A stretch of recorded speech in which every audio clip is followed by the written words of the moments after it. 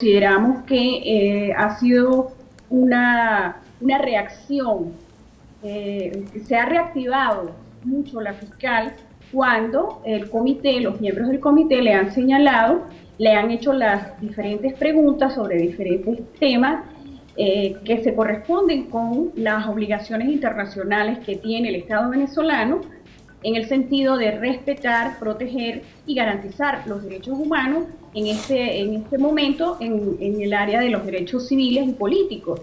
Y la reacción, yo diría que la reacción de la fiscal ha sido desmedida, incluso ha hablado ha sido irrespetuosa con los miembros del comité.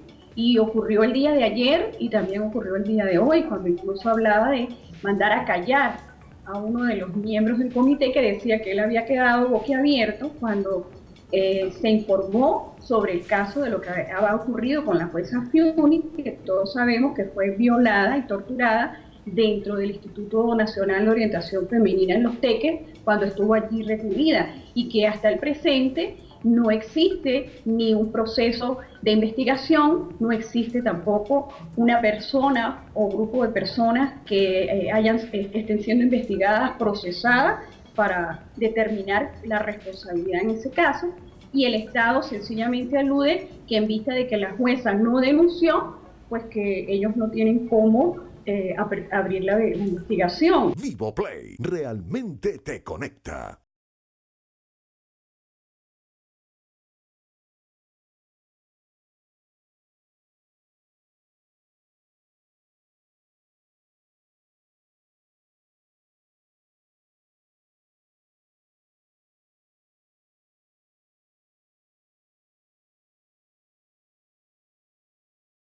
Ante lo que la reacción, por supuesto, de los miembros del comité es de plantear que si ella está en una instalación penitenciaria del Estado venezolano, precisamente es el Estado el que debe garantizar su integridad física, psicológica, Claro. sexual, y debería entonces abrir de oficio la investigación. Doctora, el día de hoy se habló también sobre la condición en la que se encuentran las garantías de los derechos civiles y políticos. Específicamente se preguntó sobre si existía una militarización pública y social en Venezuela, sobre si se investigaban y sancionaban las actividades de grupos civiles armados y sobre si la Defensoría del Pueblo estaba cumpliendo con el deber que tiene, que es el deber de proteger derechos humanos con independencia y a las personas en la calle, incluso a pesar de estar manifestando. ¿Por qué en este caso el Estado venezolano, representado allí por la Fiscal General de la República,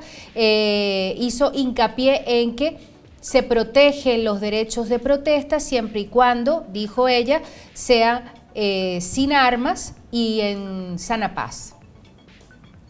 Sí, ella hizo mucho énfasis en el tema de que la protesta fuese pacífica, como lo establece la Constitución, por supuesto.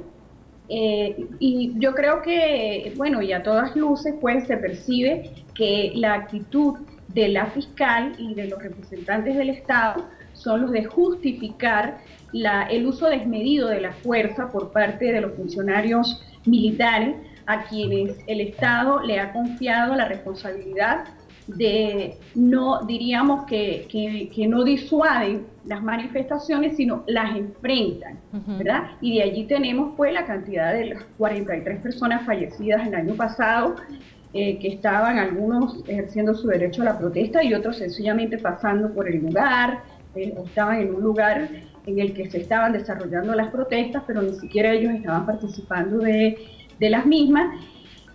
Sin embargo, y observamos, hace un rato yo escuchaba que tú dabas la noticia de la poca cantidad de funcionarios públicos que participaron en ese proceso de represión y que han venido participando, porque precisamente durante el día de ayer y de hoy, por ejemplo, se han sucedido hechos de protesta por parte de los estudiantes de la Universidad Nacional Experimental del Táchira en San Cristóbal, que ha sido fuertemente reprimida por parte de los cuerpos de seguridad del Estado.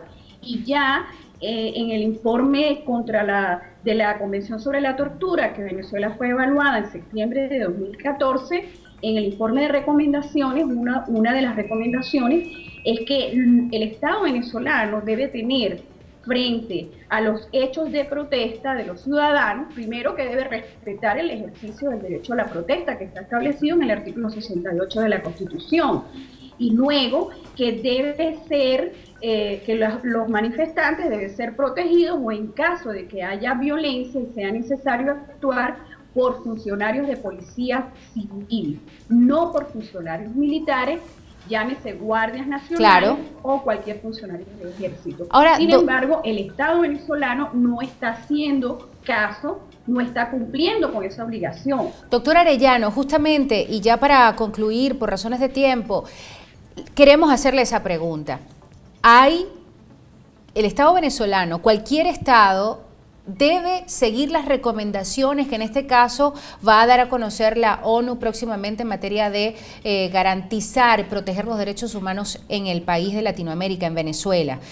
No obstante, ya se ha visto cómo en reiteradas ocasiones el Estado venezolano no acata, no asume, no asume estas recomendaciones.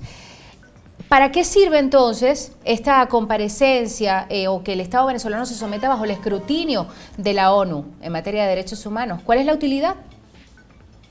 Bueno, mira, yo diría que primero es una forma de un mecanismo de monitoreo y de seguimiento por parte de los organismos internacionales que comprenden los sistemas de protección internacionales de los derechos humanos, como son el sistema universal en este caso, o el sistema interamericano. En este caso estamos acudiendo al sistema universal porque Venezuela se retiró de la Comisión Interamericana y no podemos llevar casos posteriores a septiembre de 2014. Sí.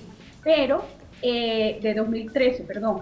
Pero, ¿cuál es la utilidad? Bueno, mira, la utilidad es desnudar un gobierno que tiene un discurso, tiene una retórica de que es fiel, que cumple fielmente los pactos y los tratados internacionales en materia de derechos humanos que suscribe, en este caso, el Pacto Internacional de Derechos Civiles y Políticos. Muy bien. Pero que cuando se compara lo que dice el Estado, incluso sí, si tú haces un seguimiento... Doctora, lamentablemente tenemos que concluir, ya el programa, le agradecemos, pero entendemos muy bien que entonces la finalidad sería por lo menos desnudar lo que está pasando en Venezuela. Claro. Muchísimas gracias a Yolimar Arellano, quien es abogada, activista y defensora de los derechos humanos en Venezuela. Amigos, tenemos ya que despedir. Gracias por su atención y su compañía. Fue un placer trabajar para ustedes el día de hoy. Continúen con Vivo Play.